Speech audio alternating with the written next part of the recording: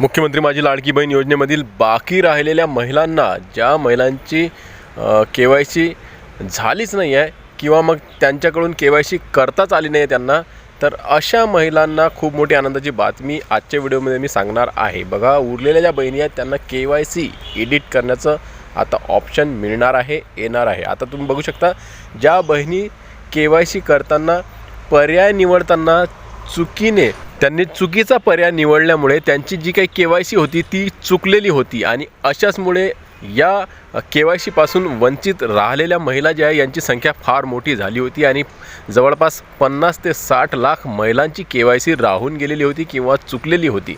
तर अशातच असा सरकारनं त्यांच्यासाठी नवीन ऑनलाईन पोर्टल चालू केलेलं आहे आणि त्यामध्ये एडिट करून ऑप्शन देण्यात आलेला आहे। आता यामध्ये काय झालं आहे की फक्त ज्यांची KYC चुकली होती त्याच महिलांना ही KYC करता येत आहे आणि त्याच संबंधीचं पोर्टल लाडक्या बहिणींसाठी जे काही सरकार आहे यांनी चालू करून दिलेलं आहे। याबद्दलचा शासन निर्णयसुद्धा आलेला आहे। आपल्या मागच्या व्हिडिओमध्ये मी तुम्हाला सविस्तर शासन निर्णय दाखवून दिलेला आहे। त्याचबरोबर KYC कशी करायची हे सुद्धा मी एक व्हिडिओ सांगितला आहे। त्यामध्ये तुम्हाला पूर्ण व्यवस्थितरित्या सांगायचं की कोणते ऑप्शन आहेत आणि कशा प्रकारे ते फिल करायचे आहेत। त्याचबरोबर तुम्हाला होय की नाही यामध्ये कोणतं उत्तर तिथं द्यायचं आहे, म्हणजेच की कोणतं ऑप्शन सिलेक्ट करायचं आहे दोन पर्यायापैकी, तर हे सुद्धा मी याच्याबद्दल सुद्धा एक व्हिडिओ बनवला आहे। तुम्ही सुद्धा आपल्या चॅनलवर जाऊन तो बघू शकता आणि व्यवस्थितरित्या बघून घ्या, कारण की एकदाच आता तुम्हाला ही संधी मिळालेली आहे, पुन्हा मिळणार नाही। या KYC मध्ये जर तुम्ही पर्याय निवडताना चुकले तर मग हमेशासाठी चुकले, तुम्हाला कोणताही हप्ता मिळणार नाही, तुमचं नाव हमेशासाठी लाडकी बहीण योजनेमधून कट करण्यात येणार आहे। तर सावधानपूर्वक तुमचे जे पर्याय ते निवडा। तर आता आपण वळूया आपल्या मुद्द्याकडे। तर बघा, या चुकीचे पर्याय निवडलेल्या लाडक्या बहिणींसाठी तर ऑप्शन सरकारनं उपलब्ध करून दिलेलं आहे ऑनलाईन। याआधी सांगण्यात आलं होतं की लाडक्या बहिणींची जी काही KYC आहे अंगणवाडी सेविकाताई पडताळणी करून करणार आहेत, परंतु अंगणवाडी सेविकाताई यांनी नकार दिल्यामुळे आता सरकारला हे नवीन ऑप्शन म्हणजेच की मोबाईलवरच, त्यांच्या मोबाईलवर ऑनलाईन एडिट करून ऑनलाईन जे काही KYCची प्रक्रिया आहे हे पूर्ण करण्यासाठीचं ऑप्शन देण्यात आलेलं आहे। वेबसाईट चालू करण्यात आलेली आहे आणि खूप साऱ्या लाडक्या बहिणी आपली KYC पूर्ण करत आहेत ऑनलाईन।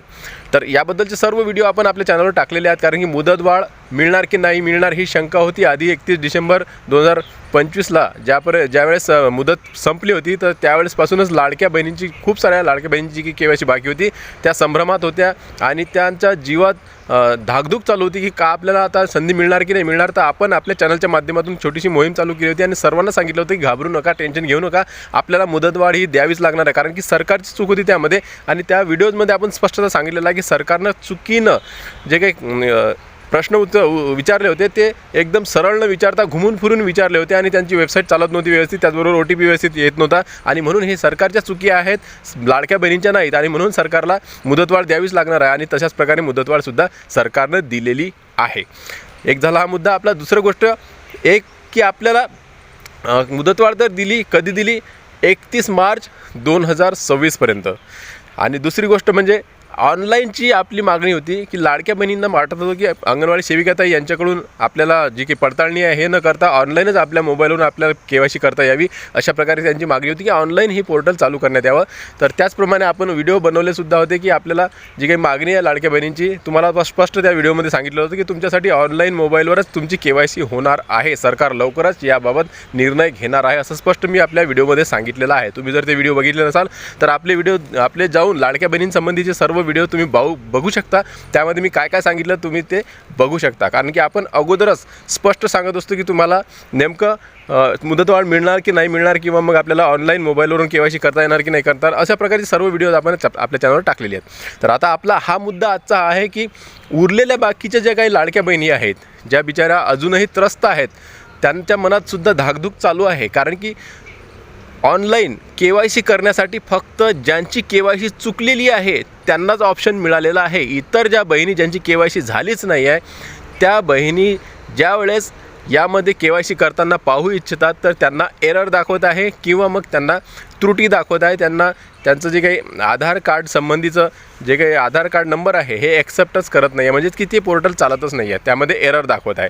तर अशा प्रकारे आता मग ज्या बहिणींची KYC 31 डिसेंबर 2025च्या अगोदरसुद्धा झालीच नाही आहे तर त्यांची KYC आता या नवीन ऑप्शनवरून, नवीन जे काही ऑनलाईन KYC प्रक्रिया त्यावर होत नाही आहे।